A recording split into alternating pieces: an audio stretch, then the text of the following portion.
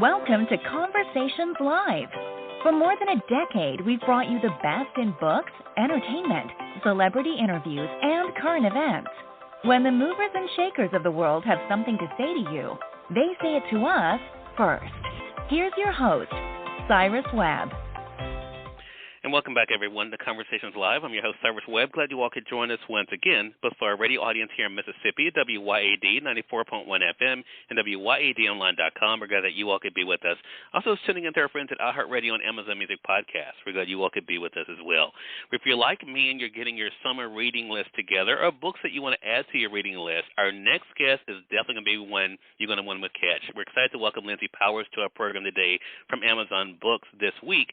Amazon released its 2022's best book so far, a great list, and I have to say, I watched the Amazon Live show this week. They had the top 3 authors on that platform on Amazon Live, and one of them has been a guest here on our program, that being Sabaa Tahir. We're excited about her book. We're going to talk to Lindsay not only about the compiling of this year's list, but also what it's been like for them to share some great books with the world, and also, of course, let you guys know some titles maybe you should be aware of. Lindsay, thank you so much for the time. Really appreciate it. Hey, Cyrus, thanks so much for having me. I'm so excited to talk about this list of the top 20 books of 2022 so far with you. Yeah, it was exciting watching the Amazon Live book show this week, Lindsay, you know, as I mentioned, with the top 3 that were on there. And again, I was excited about Sabaa Tahir. When I was looking at the top 20, another guest that appeared on our program, author Neil Thompson's book, glad to see it, The First Kennedys being recognized. First of all, what was it like for you guys to be able to share this list with the world this year, Lindsay? Well, you know, the Amazon Book Review team, we're super excited to present it, and we joke that we came to it by good old-fashioned fighting. We really, we read thousands of books to narrow down the top 20 so far, of course, published before the end of June. And we have a couple of prerequisites before we come to it. We want wonderful writing is number one. It has to be great from the first page to the last page. And we really want books that are going to tell a compelling story, and that as soon as you finish the last page, you're going to pick up your phone and call a friend, text a friend, just books that we really can't stop talking about. And Lindsay, this list is really diverse as well. As I mentioned, you know, Sabaa's book as well as Neil's book, right. 2 totally different genres. For sure. How much fun was that for you guys to bring your own love of variety to this list, too? Oh, it was awesome. I mean, there's 9 of us on the team. We each kind of specialize in, like, nonfiction or mystery, thrillers, and suspense or literary fiction, but we all read so widely, and we all just champion books from different writers and different stories. And, you know, 6 of the top 10 authors are debut authors, which we thought was so cool.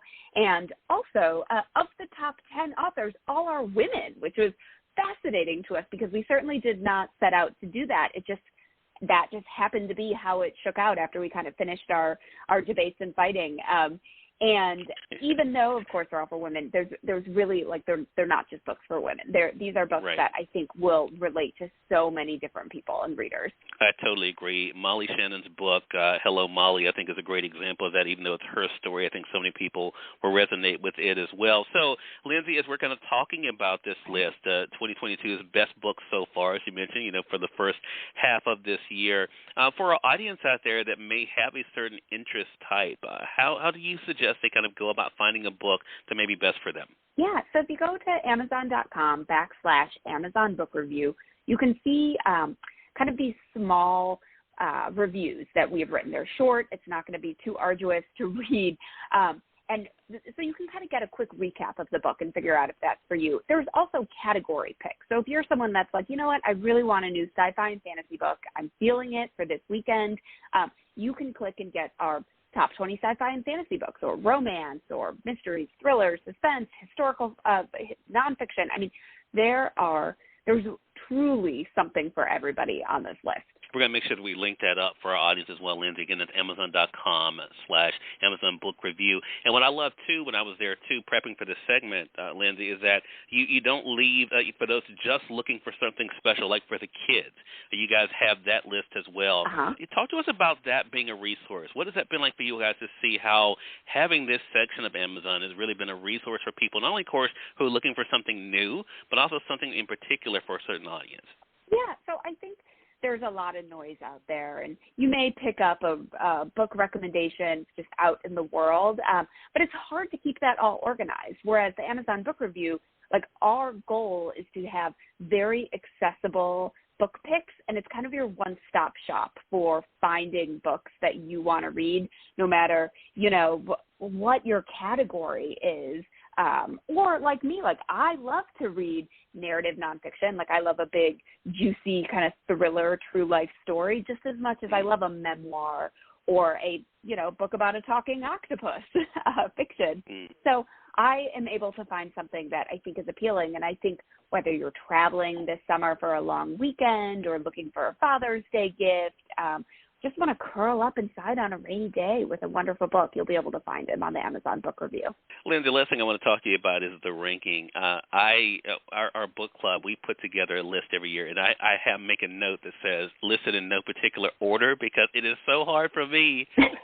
I know that's the easy way out, but it's so hard for me to pick. How difficult was that? As I mentioned on the Amazon Live book, you guys had the top 3 authors. I mean, how difficult was that to kind of rank them? Oh, my goodness. It's like a stab to the heart, right? It's like we don't want to kill our darlings.